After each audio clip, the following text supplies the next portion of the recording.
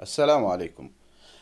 40 ዓመት የቆየ ግዙፍ የሽብር ቡድን በድንገት ተነስቶ ከዛሬ ጀምሮ ራሴን በትኛለሁ የሚል መግለጫ ቢሰጥ ምን ይሰማችኋል? ወይም ሲሰጥ አይታችሁ ታውቃላችሁ ወይ? የተለመደ አይነት ነገር አይደለም። ሰሞኑን ቱርክ ላይ የተፈጠረው ይኸው ነው። እጅግ በጣም ግዙፍ አደረጃጀት ያለው 40 ዓመት የሞላው ፒኬኬ የተሰኘው የሽብር ቡድን ከዛሬ ጀምሮ ራሴን በትኛለሁ የሚል ማስታወቂያ መግለጫ ሰጥቷል። እንግዲህ ኤርዶዋንና አብረውት ያሉት የጥምር መንግስት አካላቱ ይህንን እጅግ ግዙፍ ስኬት ያሳኩት በምን ተአምር ነው? ሂደቱ ምን ይመስል ነበር? አንድምታውስ ምንድን ነው? አሁን አካባቢው ላይ በመካከለኛው ምስራቅ ይህ ነገር ምን አይነት እንድምታ ይኖረዋል የሚለውን ማየት ይኖርብናል። በተለይ ደግሞ ቱርክ በሙስሊሙ ዓለም ውስጥ ካላት ቦታ አንጻር ይህንን ማወቅ እጅግ በጣም ጠቃሚ ይመስለኛል። ስለዚህ ዛሬ በዚህ ዙሪያ ነው ቪዲዮ ይዤላችሁ የመጣሁት። እንደተለመደው ሁሉ በዩቲዩብ የምታዩ ከሆነ ቪዲዮ ላይ ቻፕተሮች አሉት፣ ምዕራፎች ስላሉት የምትፈልጉት ፓርት ላይ እየሄዳችሁ አሳልፋችሁ ማየት ትችላላችሁ፣ ማውጫውን ተጠቅማችሁ ማለት ነው። ከዛ በፊት ግን ከፕሮግራሙን ከመጀመሪያ በፊት ማስታወቂያ ላስቀድም። የንግድ ማስታወቂያ። እንኳን ደስ አላችሁ! በለሙ መብራት በሚገነባው ሰፊ መንደራችን ከስቱዲዮ እስከ ባለ 4 መኝታ እንዲሁም የንግድ ሱቆች በተለያዩ የካሬ አማራጮች በመሸጥ ላይ እንገኛለን። በ10% ቅድመ ክፍያ ከ450 ሺህ ብር ጀምሮ ግንባታቸው 60% የደረሰ እስከ 2 ዓመት የሚረከቧቸው ቅንጡ ቤቶች በዓለም አቀፍ ስታንዳርድ እየተገነባ ያለ ሁሉን አቀፍ መገልገያዎችን ያሟላ መንደር። ቤቶቻችን ምቹ እንዲሁም የሸሪያ ንግድ ተከትለው ዲዛይን የተደረጉ መሆናቸው ተወዳጅ ያደርጋቸዋል። የታክቢር ሚዲያን አይተው ቀድመው ለሚመዘገቡ 30 ሰዎች ልዩ ቅናሽ ተዘጋጅቷል። ምን ይሄ ብቻ! ቤቶን እየኖሩበት ይከፍሉ ዘንድ ከወለድ ነፃ በረጅም ጊዜ የሚከፈል 60% የባንክ ብድር ተመቻችቷል። እነዚህም ብሎኮች ለየት የሚያደርጋቸው ከፊት ለፊታቸው ታላቁ ሰላም መስጊድና መድረሳ በመኖራቸው ነው። ታዲያ እርሶስ ምን ይጠብቃሉ? ፈጥነው በ0955949797 በመደወል ቤቶን የግሉ ያድርጉ። ዲኤምሲ ሪል ስቴት፣ ደስታው እዚህ ይጀምራል። ጥሩ፣ እንግዲህ ዲኤምሲ ሪል ስቴትን እናመሰግናለን ለዚህ ቪዲዮ ስፖንሰር በመሆኑ። ደውሉላቸው፣ አናግሯቸው፣ መረጃዎቹን ጠይቃቸው፣ አይታችሁ መመዝገብ ትችላላችሁ። 0955 949797 ነው ቁጥራቸው። እንግዲህ ቀድመው በተክቢር ሚዲያን አይተው ቀድመው ለሚደውሉ 30 ሰዎች ልዩ ቅናሽ እንዳዘጋጁ ተናግረዋል። እንግዲህ ማስታወቂያውን ይሄን ካየን በኋላ ቀጥታ የምንገባው ወደ ቀጣዩ ነጥብ ይሆናል። ጥቅል መረጃ በሽብር ችግሩ ዙሪያ በማንሳት እንጀምር። ምንድን ነው ያለው ነገር የሚለውን ማለት ነው። እንግዲህ ቱርክን መከራ ሲያሳዩ ከቆዩ ግዙፍ ችግሮች ውስጥ አንዱ እንደሆነ ይታወቃል። የፒኬኬ ሽብር ቡድን በጣም ከፍተኛ ቀውስ ሲያደርስ ቆይቷል። ከ40 ዓመታት በላይ ቱርክ ላይ ሰፊ ችግሮችን ሲፈጥር ቆይቷል፣ ከ80ዎቹ ጀምሮ ማለት ነው። ፒኬኬ የኩርዲስታን ሰራተኞች ፓርቲ ተብሎ ይጠራል። መጀመሪያ ላይ እንደ ፓርቲ ተደርጎ ተመሰረተ። በአጭር ጊዜ ውስጥ ግን ወደ ሽብር ድርጅትነት ያደገ ነበር። የተቋቋመው በ1978 በፈረንሳይ ውስጥ ነው። ያው እንግዲህ ፈረንሳይን የመሳሰሉ ሀገራት የመካከለኛው ምስራቅ ሀገራትን መበጥበጥ ዋና አጀንዳቸው ስለሆነ እንዲህ አይነት ነገሮች ሲፈጠሩ እንግዲህ ጀርባ መሆናቸውን ማየት ይቻላል። ጥያቄ ያነሳው መገንጠል ነበር። ከቱርክ ምስራቃዊ ክፍል ላይ ያለውን በብዛት ኩርዶች የሚኖሩበትን ቦታ እገነጥላለሁ የሚል አጀንዳ ይዞ ነው የተነሳው። በ1984 እንግዲህ የትጥቅና የሽብር ትግል ይጀምራል ማለት ነው። ያንን ከጀመረ በኋላ የመጀመሪያ የሽብር ጥቃቱን በኦገስት 1984 ያካሂዳል። ቀጥሎ ደግሞ ወደ ሶሪያና ኢራቅ ተዛምቶ እንግዲህ በጣም በርካታ በሺዎች የሚቆጠሩ ጥቃቶችንና የሽብር ጥቃቶችን፣ አንዳንዶቹ ኖርማል ወታደሮች ላይ ምን ላይ የሚደረጉ የጎሪላ ጥቃቶች ናቸው፣ ግን እጅግ በጣም በርካታ የሚባሉ የሽብር ጥቃቶችን በሰላማውያን ላይ አድርሷል። እንግዲህ ግሩፑ በዓለም አቀፍ ደረጃ በሽብርተኝነት የተመደበ ነው። አሜሪካም ሆነች አውሮፓ ዩኒየን፣ የአውሮፓ ሀገራት፣ ኔቶ ሁሉም በሽብር ፈርጀውታል። ስለዚህ አሸባሪ ድርጅትነቱ ላይ ምንም አይነት እንትን የለም። በዓለም አቀፍ ደረጃ የተፈረጀ የሽብር ድርጅት ነው። በነገራችን ላይ ይህንን እንደ መግቢያ እናነሳና የተወሰኑ ነገሮችን ከዛ በኋላ የሽብር ትግሉ ራሱ የቱርክ የጸረ ሽብር ትግል በምን አይነት እርከኖች ውስጥ አልፏል የሚለውን ባጭሩ እናያለን። በሶስተኛ ደረጃ የምናየው ደግሞ የኤርዶጋን መንግስት የተከተለውን ልዩ ስልት ነው። ችግሩን ለመፍታት ከሌሎች መንግስታት አንጻር ምን ልዩ ያደርገዋል የሚለው እናያለን። በአራተኛ ደረጃ የሰላም ስምምነቱ አጀማመርና ሂደት ምን ይመስል ነበር እንላለን። የሰላም ስምምነቱን ዝርዝር አፈጻጸም እናያለን። መጨረሻ ላይ ደግሞ ስምምነቱ ምን አንድምታዎች እንደሚኖሩት አንስተን በዛው ነው የምንለያየው ማለት ነው። ስለዚህ በዛ መሰረት እንግዲህ ቆንጆ ነገር ይዤላችሁ መጥቻለሁ። አብራችሁ እንደምትቆዩ ተስፋ አደርጋለሁ። እንግዲህ ያደረሰው ጉዳት ቀላል የሚባል አይደለም። በነገራችን ላይ የሽብር ድርጅት 40 ዓመታት የቆየ እንደመሆኑ መጠን ከማንም በፊት ኩርዶችን ነው ሰለባ ያደረገው። የመብት ጥያቄያቸውን አስተጓጉሏል። ያው ለረጅም ጊዜ ኩርዶች የመብት ጥያቄዎች ነበሯቸው። በቱርክ ስርዓተ መንግስት ውስጥ ያላቸውን ቦታ አስመልክቶ ብዙ ጥያቄዎች ነበሯቸውና እነዛ ጥያቄዎች ብዙ ይሄ በትጥቅና በእንትኑ በሽብሩ ታሽተው እንዲበላሹ አድርጓል ለረጅም ጊዜ ያክል ማለት ነው። ከዛ ውጭ ኩርዳውያንን ራሱን መታገል አለባቸው እያለ እየጠለፈ በመውሰድ ይታወቃል። ሴቶችም ይጠለፋሉ፣ ወንዶችም ወጣቶች ኩርዶች ከተለያዩ ቦታዎች ላይ እየተጠለፉ ወደ ጫካ ወደ ተራራ ይወሰዳሉ። በግድ ተዋጊ እንዲሆኑ የማድረግ ነገሮች አለ። በተለይ በርካታ ሴት ተዋጊዎችን በዛ መልኩ እንደሚመለምሉ ይታወቃል። ከዛ ውጭ ደግሞ የማይደግፏቸው ኩርዳውያን ላይ የጭካኔ እርምጃ በመውሰድ ይታወቃሉ። በጣም ከፍተኛ የማሸበር ድርጊቶችን ይፈጽማሉ በራሳቸው እንታገለታለን በሚሉት የኩርድ ህዝብ ላይ ማለት ነው። ምዕራባውያን እንግዲህ ይህንን ቱርክን ኋላ ለማስቀረት ቱርክ ላይ ተጽዕኖ ለማድረግ ይህንን የሽብር ድርጅት ከጀርባ ምንም እንኳን በሽብር ድርጅትነት ቢፈርጁትም ከጀርባ ግን ለረጅም ጊዜ ሲጠቀሙበት ቆይተዋል። እስራኤልና አሜሪካ ዋና ደጋፊ ነበሩ ከጀርባ። በተለይ ደግሞ እስራኤል ብዙ ድጋፎችን ታደርግ ነበር። እንደውም ከሆነ ወቅት በኋላ የደብል ኤጀንት ስራም የምትሰራበት ጊዜ እንደነበር ይታወቃል። እሱ ላይ በተለይ ከድሮን ሽያጭ ጋር በተያያዘ ያለውን ነገር አመጣላችኋለሁ ወደ በኋላ ላይ።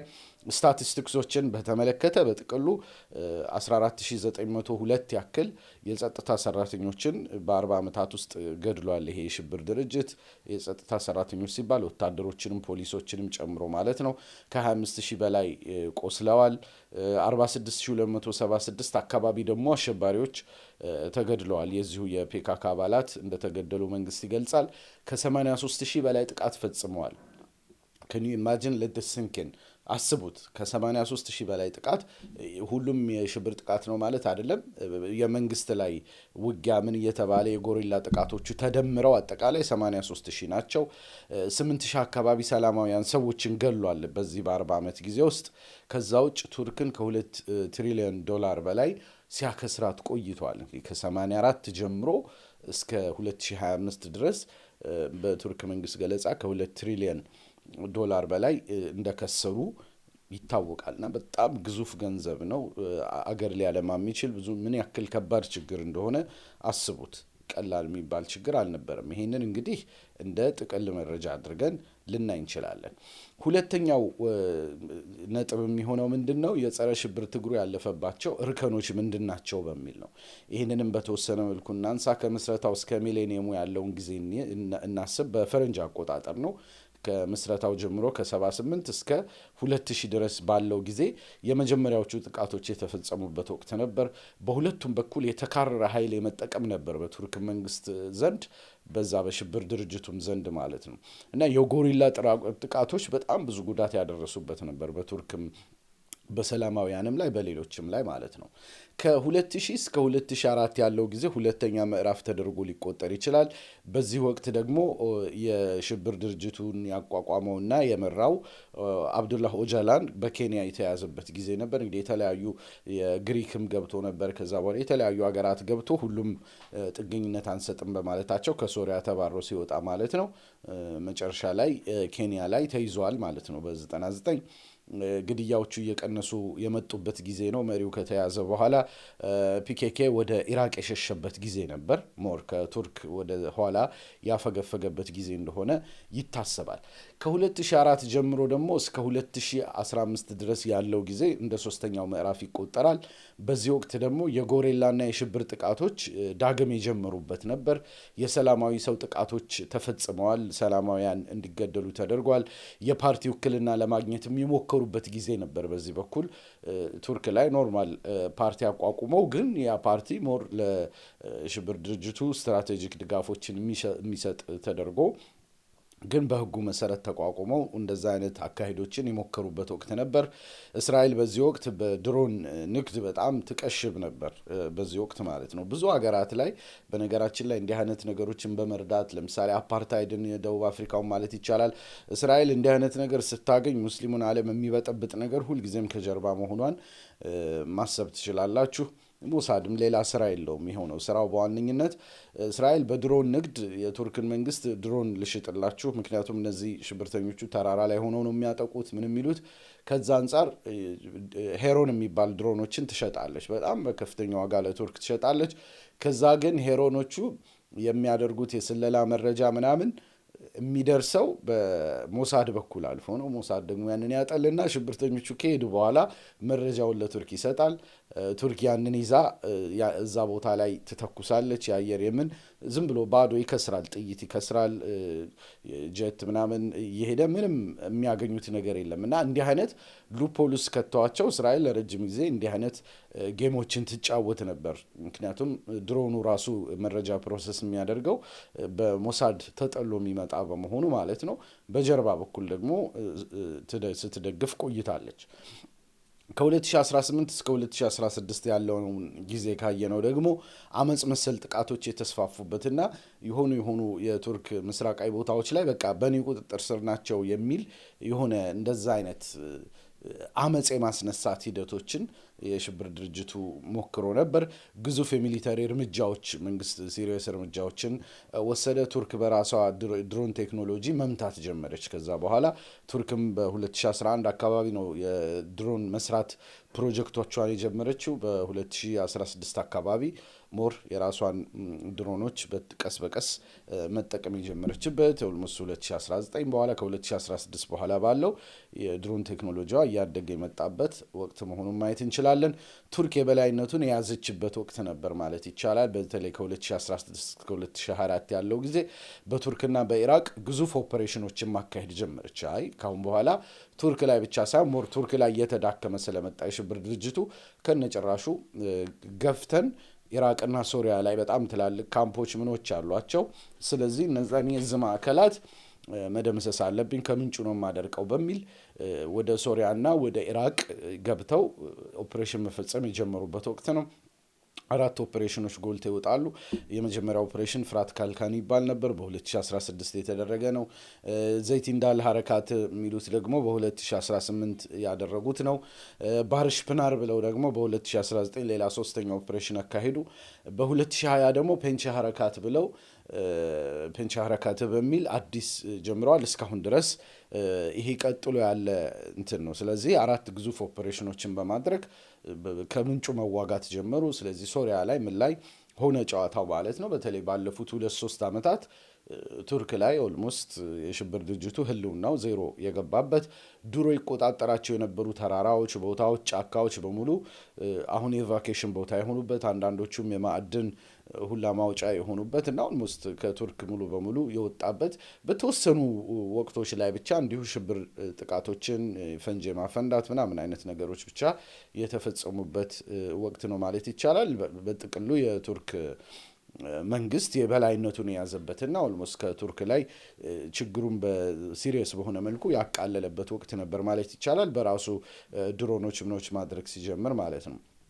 የቱርክ የድሮን ቴክኖሎጂዎች ከዚህ አንጻር በጣም ትልቅ ሚና ተጫውተዋል ይህንን ችግር በመፍታቱ በኩል ማለት ይቻላል። ሶስተኛ የምናየው ነጥብ የኤርዶጋን መንግስት ምን ልዩ ስልት ተከትሏል ነው። እንግዲህ እንዳልኳቸው 40 ዓመት ያክል ቱርክ ይህንን የአሸባሪ ድርጅት ስትዋጋ ቆይታለች። አሁን ግን የተሳካው በኤርዶጋን መንግስት ወቅት ነው። የኤርዶጋን መንግስት እንግዲህ ላለፉት 22 ዓመታት በስልጣን ላይ ነበር። ለምን ከዛ በፊት በነበሩት ወቅቶች እንደውም ከፍተኛ ኃይል የመጠቀም ነገር ነበር። በተለይ በ90ዎቹ ውስጥ የቱርክ መንግስት በጣም ሄቪ ሃንድድ ነበር፣ እንደውም በጣም ከተገቢው በላይ ኃይል ይጠቀም ነበር በሚል ብዙ ክሶች ይቀርቡበታል። ስለዚህ ኃይል ቀንሶ ነገር ግን የበለጠ ውጤታማ ስራ መስራት የተቻለው ለምንድን ነው? ምን ስልት ተከትለዋል የሚለውን እናንሳ። በጣም ኢምፖርታንቱ ፓርት ይሄ ስለሆነ ነው። አንደኛው የኩርዶችን መብት ማሻሻል አለመቻላቸው ነው። ሌሎቹ የወደቁት ማለት ነው። ከኤርዶጋን መንግስት በፊት የነበሩት ይህንን ችግር መፍታት ያልቻሉበት መሰረታዊ ምክንያት የኩርድን ህዝብ መብት ማሻሻል አልቻሉም። ምክንያቱም ኦቶማን እንደምታውቁት መልቲካልቸራል ነበር። ብዙ ብዙ ማንነቶችን መቀበል የሚችል ኢምፓየር ነበር የኦቶማን ኢምፓየር። ኦቶማን ኢምፓየር ሲፈርስ የቱርክ ናሽናሊዝም ያንን ቦታ ተክቶ ነው የመጣው።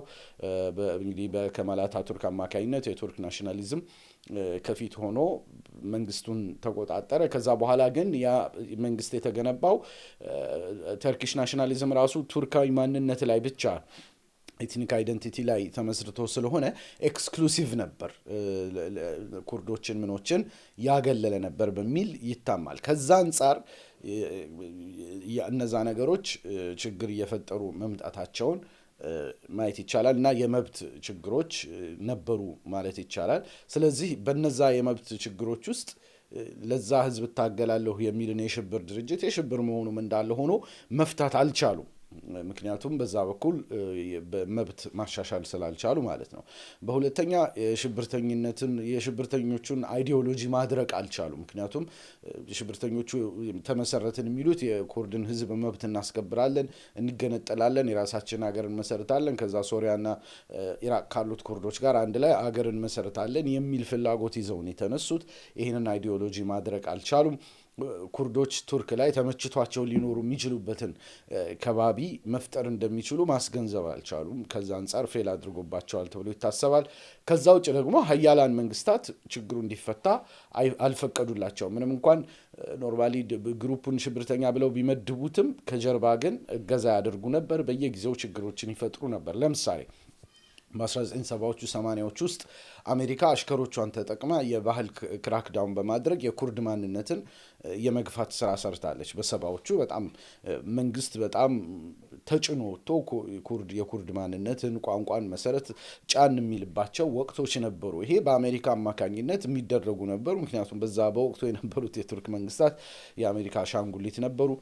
ሲአይኤ የሚሾፍራቸው ግላዲዮ ተብሎ ይታወቅ ነበር። ሞር በዛ የሚሾፈሩ በመሆናቸው ክራክዳውን በማድረግ ኩርዶችን ከኔሽን ስቴቱ የመነጠል ስራዎችን ሲሰሩ ቆይተዋል።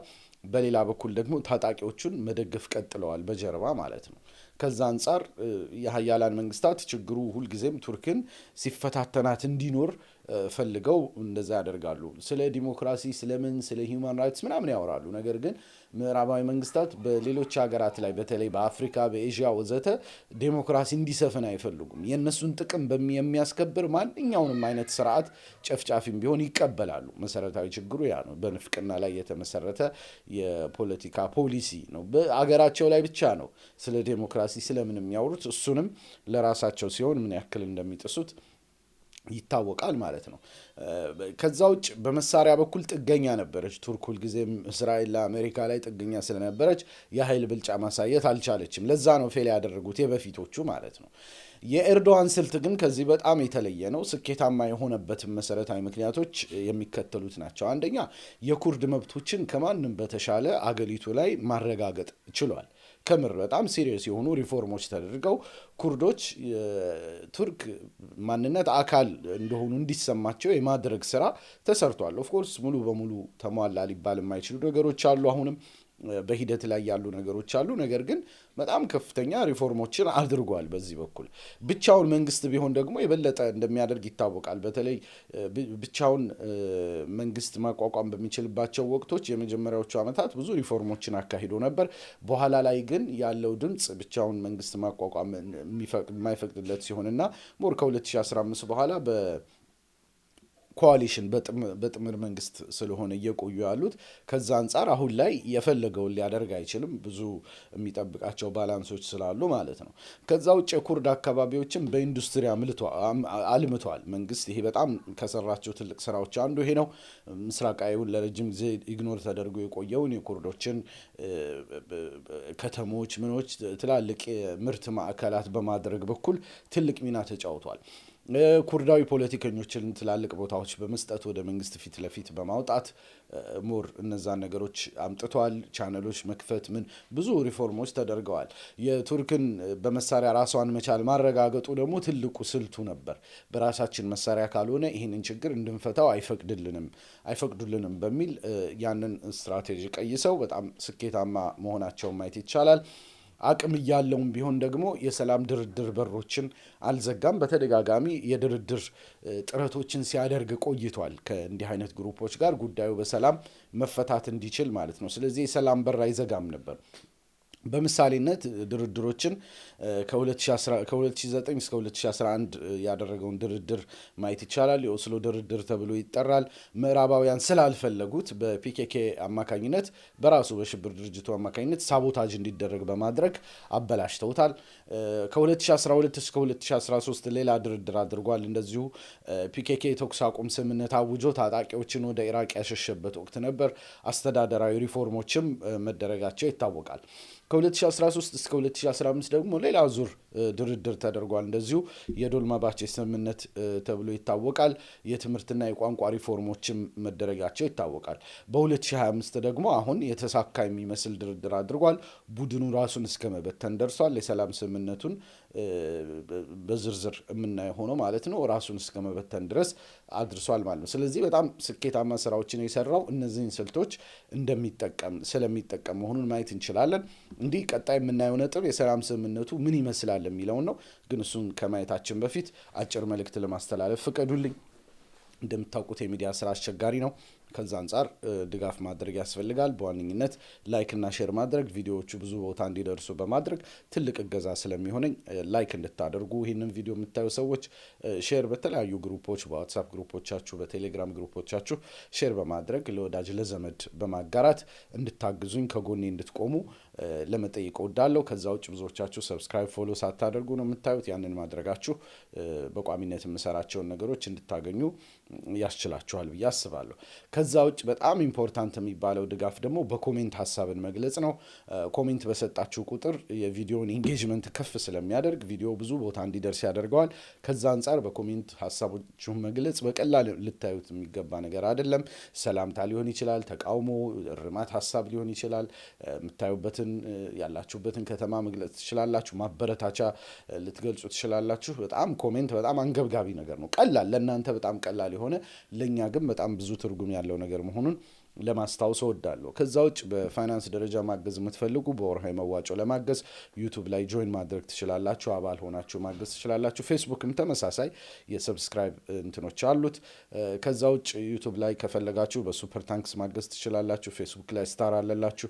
በቀጥታ ደግሞ በሂሳብ መላክ የምትፈልጉ በንግድ ባንክ ሂሳብ ስክሪን ላይ በምታዩት ቁጥር 10501689 ብትልኩ ለተክቢር ሚዲያ ማጠናከሪያ ትልቅ ሚና እንደሚጫወት ለማስታወስ እወዳለሁ። ይህን ያክል የድጋፍ መልእክት ካወራን ወደ አራተኛው ነጥብ እሄዳለሁ። እንግዲህ አራተኛው ነጥቤ የሰላም ስምምነቱ አጀማመርና ሂደት የተመለከተ ነው። እንግዲህ ኦክቶበር 1 ላይ ባህቼሊ ፓርላማ ሲከፈት ደብለት ባህቼሊ ማለት ከኤርዶጋን ጋር ጥምር መንግስት ሆኖ የሚመራው መሄፔ የተባለው ፓርቲ ፕሬዚዳንት ነው።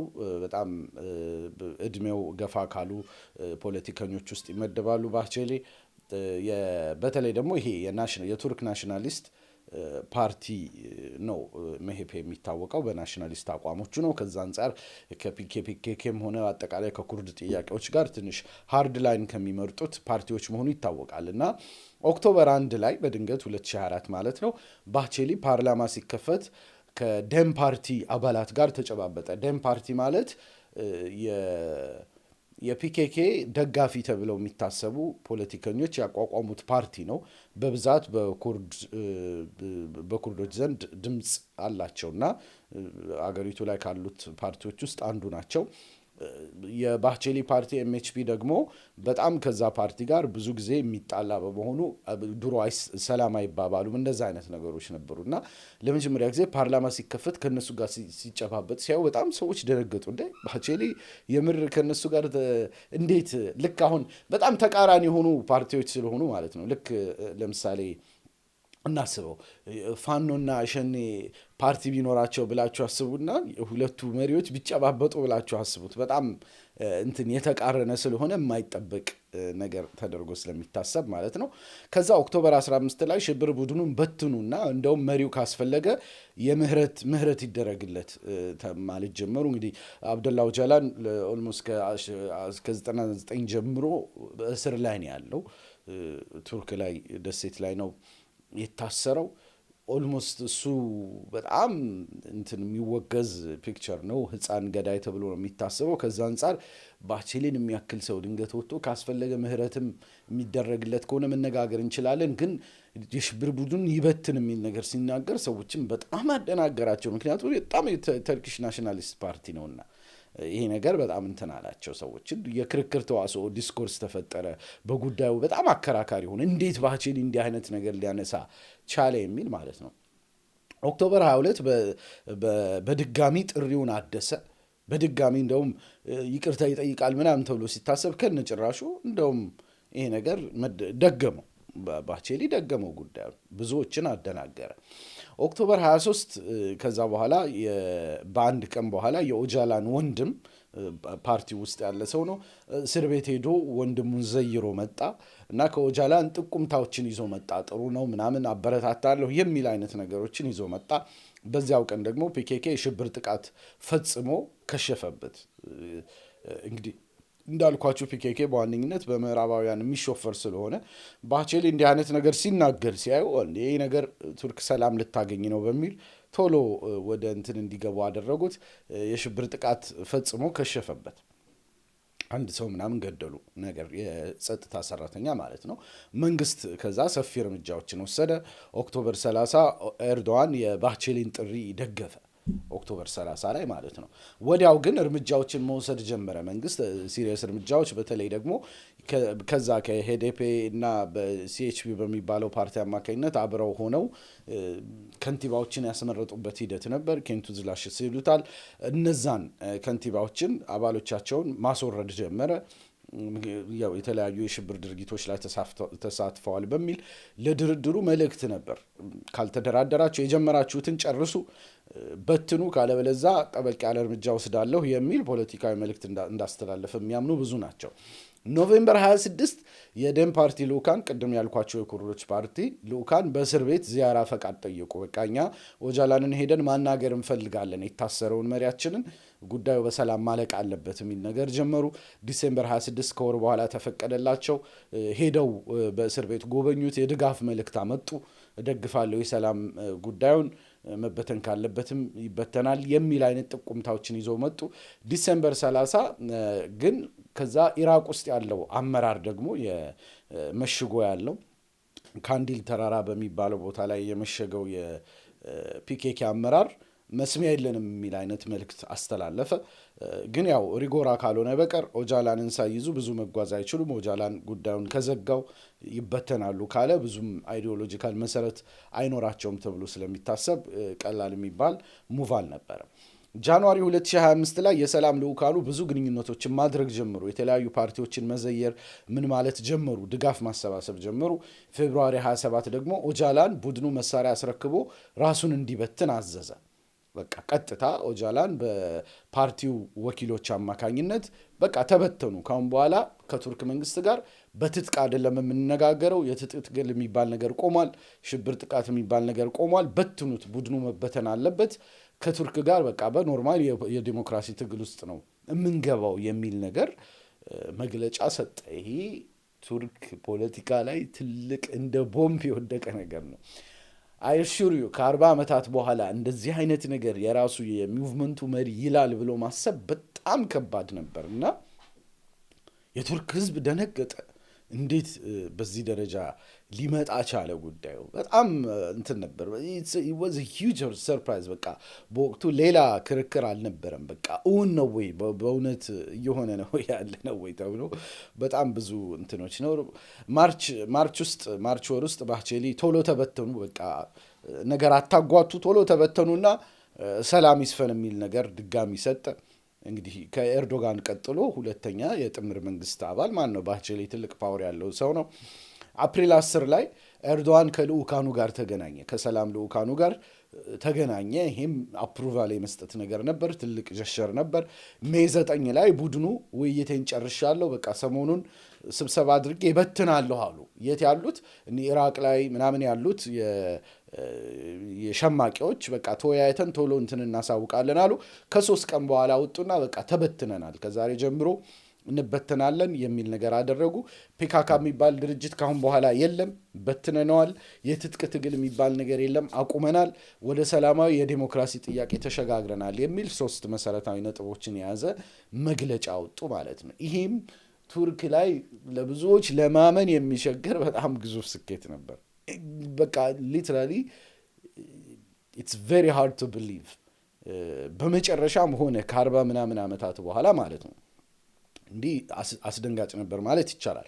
2 ነጥቦች ቀሩኝ አሁን። አንደኛው የሰላም ስምምነቱ ዝርዝር አፈጻጸም ነው። አጭር ነው፣ እናንሳውና እስቲ እንቀጥል። አንደኛ የቱርክ መንግስት በመረጣቸው ኢራቅ ውስጥ ያሉ ቦታዎች ላይ መሳሪያውን በዓለም አቀፍ ታዛቢዎች እጅ ለማስረከብ ነው የተስማሙት። 3-4 ቦታዎች ላይ እዚህ ቦታ ሄዳቸው አስረክቡ ይባላሉ፣ ያስረክባሉ። አባላቱ ከተራራና ጫካ ወጥተው ወደ ሰላማዊ ኑሮ ይመጣሉ። ሁሉም ቱርክ ውስጥ አይገቡም። ብዙዎቹ ወደ ኢራቅ ወደ ምን የሚሄዱ አሉ። ከዛ ውጭ ደግሞ በግላጭ ወንጀል መፈጸም የተረጋገጠባቸው ለፍርድ ይቀርባሉ፣ ይከሰሳሉ። ኖርማሊ የሚሆነው ይሆናል ነው። አንድምታዎቹ በጣም ግዙፍ ናቸው። ሀቂቃ በዚህ ደረጃ በምዕራባውያን ለረጅም ጊዜ ሲደገፍ የቆየ ውስጥ ለውስጥ ብዙ የስለላ ድርጅቶች ሲደግፉት የቆየ ቡድን ከ40 ምናምን ዓመት በኋላ በቃ ካሁን በኋላ ትጥቅ ትግል ጨርሻለሁ ብሎ እንትን ማለቱ በጣም ከባድ የሚባል ለውጥ ነው። እና አንድምታው ምንድን ነው የሚለውን እናንሳ። የመጨረሻው ነጥብ እሱ ይሆናል። ከዛ በፊት ግን የንግድ ማስታወቂያ ላስቀድም። እንኳን ደስ አላችሁ! በለቡ መብራት በሚገነባው ሰፊ መንደራችን ከስቱዲዮ እስከ ባለ 4 መኝታ እንዲሁም የንግድ ሱቆች በተለያዩ የካሬ አማራጮች በመሸጥ ላይ እንገኛለን። በ10% ቅድመ ክፍያ ከ450 ሺህ ብር ጀምሮ ግንባታቸው 60% የደረሰ እስከ 2 ዓመት የሚረከቧቸው ቅንጡ ቤቶች በዓለም አቀፍ ስታንዳርድ እየተገነባ ያለ ሁሉን አቀፍ መገልገያዎችን ያሟላ መንደር። ቤቶቻችን ምቹ እንዲሁም የሸሪያ ንግድ ተከትለው ዲዛይን የተደረጉ መሆናቸው ተወዳጅ ያደርጋቸዋል። የታክቢር ሚዲያን አይቶ ቀድሞ ለሚመዘገቡ 30 ሰዎች ልዩ ቅናሽ ተዘጋጅቷል። ምን ይሄ ብቻ! ቤቶን እየኖሩበት ይከፍሉ ዘንድ ከወለድ ነፃ በረጅም ጊዜ የሚከፈል 60% የባንክ ብድር ተመቻችቷል። እነዚህም ብሎኮች ለየት የሚያደርጋቸው ከፊት ለፊታቸው ታላቁ ሰላም መስጊድና መድረሳ በመኖራቸው ነው። ታዲያ እርሶስ ምን ይጠብቃሉ? ፈጥነው በ0955949797 በመደወል ቤቶን የግሉ ያድርጉ። ዲኤምሲ ሪል ስቴት፣ ደስታው እዚህ ይጀምራል። ጥሩ እንግዲህ በተክቢር ሚዲያ በኩል ለሚመዘገቡ 30 የመጀመሪያ ሰዎች ልዩ ቅናሽ እንዳዘጋጁ ተናግረዋል። 0955949797 ደውላችሁ ልትጠይቋቸው መረጃ ስላሉት ነገሮች ልትጠይቁ ትችላላችሁ። ጥሩ አሁን የመጨረሻ ነጥባችን ላይ መጣን። ስምምነቱ ምን አንድምታዎች አሉት? ይህንን እናንሳና እንለያይ። እንግዲህ የቱርክ መንግስት አቅም በማደጉ የምዕራብ መንግስታት በፒኬኬ የሽብር ድርጅት በኩል ሲጫወቱ የቆዩትን ካርድ ለማንሳት ተገደዋል ማለት ነው። የመጀመሪያው አንድምታ ይሄ ነው። ለረጅም ጊዜ ከኋላ ሆነው ሲያጫውቱ ቆይተዋል። ቱርክን ኋላ ለማስቀረት ቱርክ ሁልጊዜም ሰላም እንዳታገኝ፣ እንዳትደላደል፣ መሳሪያ ለመግዛት እነሱ ላይ ጥገኛ እንድትሆን ሲሉ ይህንን ነገር ለረጅም ጊዜ እንትን ሲያደርጉት ቆይተዋል። የታወቀ ፖሊሲያቸው ነው። አሜሪካ ላይ እንግዲህ ከቀዝቃዛው ጦርነት በኋላ ከ1990ዎቹ በኋላ ቦታ የያዙት ኒዮ ኮንሰርቫቲቮች ናቸው። የሚያምኑት ደግሞ በብጥበጣ ነው። በቃ ሊትራሊ ፍልጥ ራሶች ናቸው። ኒዮ ኮንሰርቫቲቮች በኃይል ነው የሚያምኑት። በቃ በኃይል እየሄድን ብዙ ነገሮችን ማድረግ እንችላለን። በቃ እኛን ሰላም ለማስከበር ጥቅም ለማስከበር መበጥበጥ ያለበት ሁላ ይበጠበጣል የሚል አቋም ይዘው የሚንቀሳቀሱ ፖለቲከኞች ናቸው። እንግዲህ እነዚህ ፖለቲከኞች በአሜሪካ አመራር ላይ እስካሉ ድረስ ዓለማችን ሰላም ማግኘት የምትችል አይመስልም። እና ቱርክንም በዛ መልኩ ነው እንትን ሲሉ የነበሩት። ግን አሁን ላይ አልቻሉም። ያንን ካርድ ማንሳት ተገደዱ። በቃ ቢደግፉትም አሁን ላይ ይሄ የሽብር ድርጅት ቱርክን ማሸነፍ የሚችልበት እንትን ኦልሞስት እንትን ብሏል። ስለዚህ ከቱርክ ጋር ከመጣላት ውጭ ምንም የሚጠቅማቸው ነገር የለም ማለት ነው። ስለዚህ ከካርድነት አነሱት። ለምንድን ነው ለማንሳት የተገደዱት ከተባለ ቱርክ ዛሬ ከአካባቢያዊ ሀያልነት አልፋ ወደ ዓለም አቀፋዊ ሀያልነት እየተሸጋገረች ነው። ስለዚህ ቱርክ ላይ አሲረህ ምናምን ተንኮል በመስራት ምናምን ቦታው ላይ ትቆያለህ ማለት ከባድ ነው። ኦልሞስት በዓለማችን የተደረጉ 5 ግዙፍ ጦርነቶችን እጣ ፈንታ ወስናለች። ቱርክ ቀላል የምትባል ሀያል ሀገር አይደለችም አሁን ላይ ማለት ነው።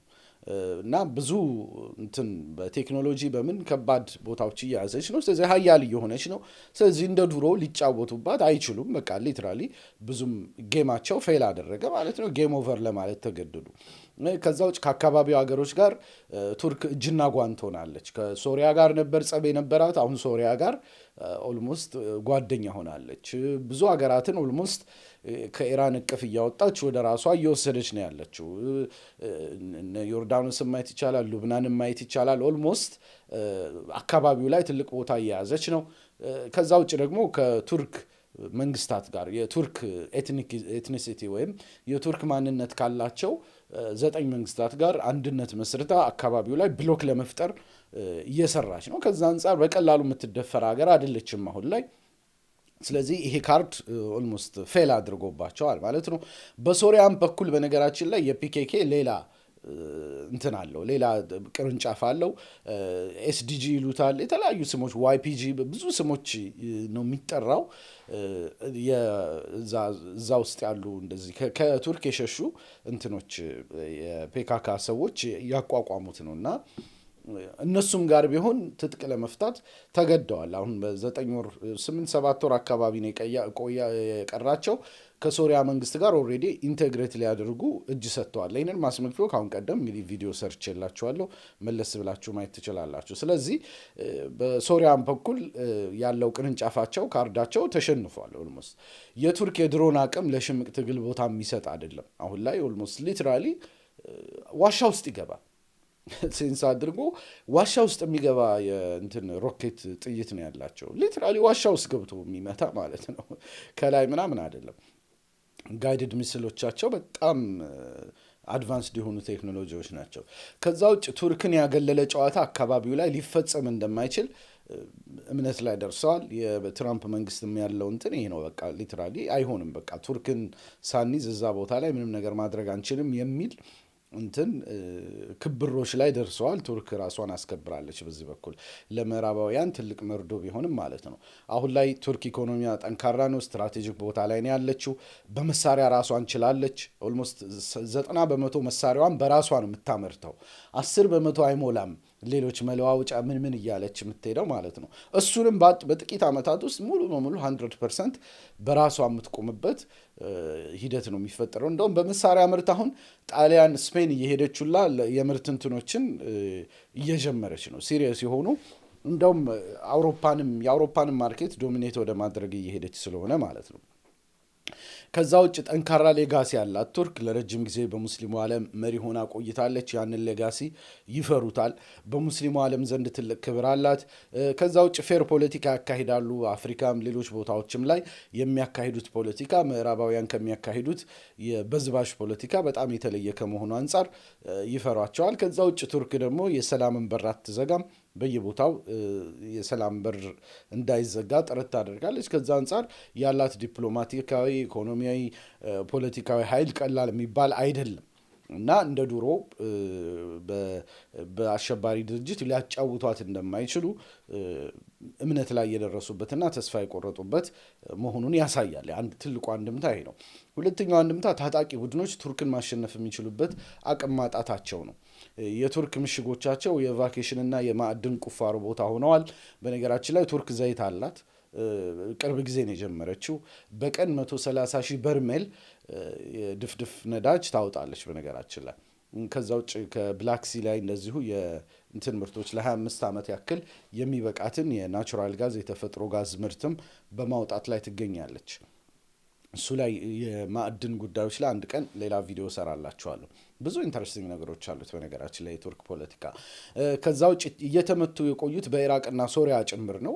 ኦልሞስት ቱርክ ላይ ህልውናቸው አብቅቷል። ስለዚህ ሌላ ምርጫ የላቸውም። ኦልሞስት በቃ የሰላም እንትን ከመፈረም ውጭ ሌላ ምርጫ እንደሌላቸው የተረዱበት ነው ማለት ይቻላል። ሶሪያም ላይ ኦልሬዲ ምንም ነገሮች ተጣበውባቸው ከመንግስት ጋር በቃ እንቀላቀላለን ወደ ማለት ተገደዋል ማለት ነው። ስለዚህ ማንቁርታቸው ተይዟል። ሌላ አማራጭ የላቸውም።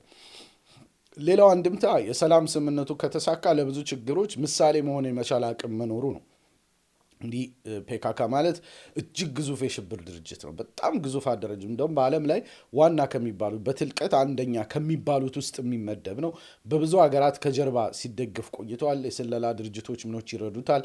ስሙን እየተቀያየረ አሜሪካ በግላጭ እንትን የምታስታጥቀው ነው። ለምሳሌ የፔግ የሚባለው ቅርንጫፉ በግላጭ ነው አሜሪካ የምትደግፈው አይሲስን ይዋጋልኛል በሚል እንትን ማለት ነው። ያም ቢሆን ግን ቱርክ የአይዲዮሎጂ ድጋፉን ማድረግ መቻሏ ደግሞ በጣም ተምሳሌታዊ ነው። ለብዙ ሀገራት ምሳሌ መሆን የሚችል ነው። ለረጅም ጊዜ የፈጁ የትጥቅ ድርጅቶችም በሰላም መግባት ይችላሉ የሚለውን ትልቅ ፕሬሲደንስ የሚፈጥር ስለሆነ ጥሩ ነው ብዬ አስባለሁ። ሌላው አንድምታ ጥሪው ከቱርክ ናሽናሊስት ፓርቲ መምጣቱ በጣም ልዩ ስልት ነበር። this was an amazing fit እውነቱን ለመናገር በጣም የሚገርም ስልት ነው የተጠቀሙት። ኤርዶጋን ቢለው አይገርም። በቃ ይሄ ድርጅት ይበተንና በሰላም እንስማማ ቢል ኤርዶጋን ካለው ሞር ሪሊጂየስ አፊሊሽን ያለው ናሽናሊስት በመሆን አይታወቅም። ስለዚህ የኤርዶጋን ፓርቲ ቢለው ሰዎች ባልተገረሙ ነበር። ግን የመሳካት እድሉም ዝቅተኛ ነበር። እንዲህ አይነት ነገር ሲያመጣ እንደውም የጥምር መንግስቱ አባል የሆነው ናሽናሊስቱ ኤምኤችፒ ይህንን ጉዳይ ተቃውሞ ፌል እንዲያደርግ ማድረግ ይችል ነበር። አሁን ግን ጥሪው እንዲመጣ የተደረገው እኔ ኢኒሻሊ ሀሳቡ ፕሮጀክቱ የኤርዶጋን ነው ብዬ ባስብም ጥሪው እንዲመጣ የተደረገው ግን በኤምኤችፒ በኩል በደቭለት ባህቺሊ በኩል መሆኑ it was an intelligent decision። እውነቱን ለመናገር በጣም ኢንቴሊጀንት የሆነ ሙቭ ነው ለእኔ ማለት ነው። ምክንያቱም ናሽናሊስት የሆነው ድርጅት በዚህ ደረጃ ወጥቶ እኔ በቃ ለሰላም ለመፈራረም ዝግጁ ነኝ ካለ ሌላው ሰው በምን አፉ ነው ይሄንን ነገር ሪጀክት የሚያደርገው? እና በጣም ልክ ፋኖና ሸኔ ቢስማሙ ብለህ አስበው። ያን ያክል የተራራቁ እንትኖች ናቸው፣ ሁለት ጫፍ ላይ ያሉ ማለት ነው። እና ከደቭለት ባህቺሊ በኩል መምጣቱ በጣም ልዩ ስልት እንደነበር ማየት ይቻላል። it was a huge element of surprise ነበረው። ያ ነገር በጣም ልዩ ሚና ተጫውቷል። ሌላው አንድምታ ከምንም በላይ ለኩርድ ህዝብ ትልቅ እድል ነው ብዬ አስባለሁ። ይሄ ሰላም ፉል ኢንቴግሬሽን የተሻለ መሳለጥ ይችላል። የቱርክ ማንነት ወደ የኩርድ ማንነት ወደ ቱርክ ፖለቲካ ቢሮክራሲ ውስጥ የበለጠ መግባት የሚችልበት እድል ይፈጠራል። ከመንግስት ጋር ብዙ የጋራ ኢንተረስትም አላቸው። በነገራችን ላይ ለምሳሌ አፋኝ የሴኩላር ህጎችን፣ አካሄዶችን ማስተካከል የሁለቱም ፍላጎት ነው። የኩርዶችም ሆነ የአክ ፓርቲ ፍላጎት ነው። ናሽናል ተቃርኖችን መፍታት፣ ይሄ ብሔራዊ ተቃርኖ የምንለውን ነገር እንዳልኳችሁ የቱርክ ናሽናሊዝም የተቋቋመባቸው መሰረቶች ሌሎች ማንነቶችን ምን ያክል እውቅና ይሰጣሉ የሚለው ራሱ አከራካሪ ነገር ስለሆነ ማለት ነው።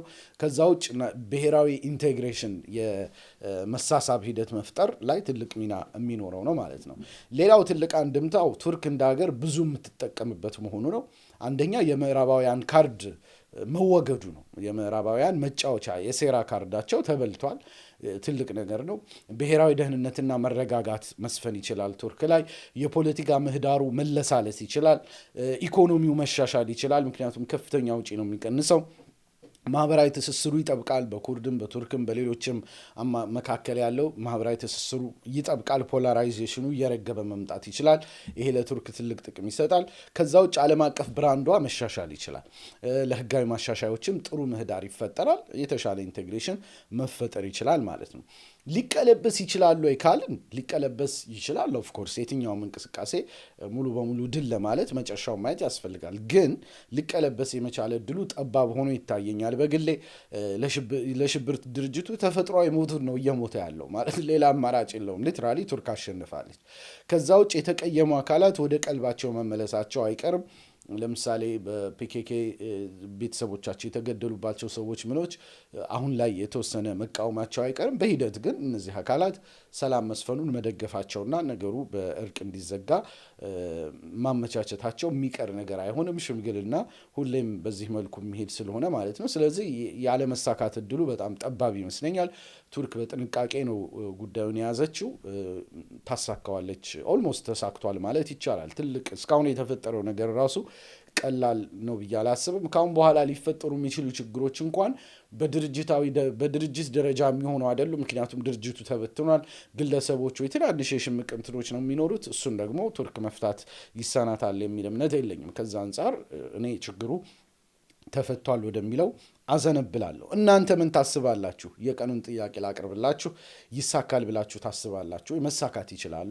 እስከ መጨረሻው ይሄ ነገር ምን ይሄዳል ብላችሁ ታስባላችሁ? የእናንተ ግምት ምንድን ነው? በኮሜንት ብታሰፍሩልኝ ሀሳባችሁን ለማወቅ ያግዘኛል። ከምንም በላይ ደግሞ የእናንተን ሀሳብ ከማወቅም ባለፈ የቪዲዮ ኢንጌጅመንት ስለሚጨምር ትልቅ ድጋፍ እንደሚሆን ለማስታወስ እወዳለሁ። እንዲህ እስካሁን አብራችሁኝ ስለቆያችሁ እጅግ በጣም አመሰግናለሁ። ያቀረብኩላችሁ አክቲቪስትና ጋዜጠኛ ይስሐቅ እሸቱ ነበርኩ። ከወደዳችሁት ላይክና ሼር ማድረግ ትልቅ እገዛ ነው። ሰብስክራይብና ፎሎ ያላደረጋችሁ ብታደርጉ በቋሚነት የምሰራቸውን ማግኘት ትችላላችሁ። ልታግዙኝ የምትፈልጉ በዋነኝነት በወርሃዊ አባልነት አባል ሆናችሁ ዩቱብ ላይ ጆይን ማድረግ ትችላላችሁ። ፌስቡክም ላይ እንደዚሁ ሰብስክራይብ ማድረግ ትችላላችሁ። ሱፐር ታንክ ስጦታ መስጠት እንደዚሁ ትችላላችሁ። ከዛ ውጭ በንግድ ባንክ ቀጥታ ማገዝ የምትፈልጉ ስክሪኑ ላይ ባለው ቁጥር 1050 1689 247 በሚለው ቁጥር ብትልኩ ለተክቢር ሚዲያ ማጠናከሪያ የሚውል መሆኑን ለማስታወስ እወዳለሁ። እስካሁን ድረስ አብራችሁኝ ስለቆያችሁ እጅግ በጣም አመሰግናለሁ። ሌላ ቀን በሌላ ቪዲዮ እንገናኛለን። ወሰላሙ አለይኩም ወራህመቱላህ።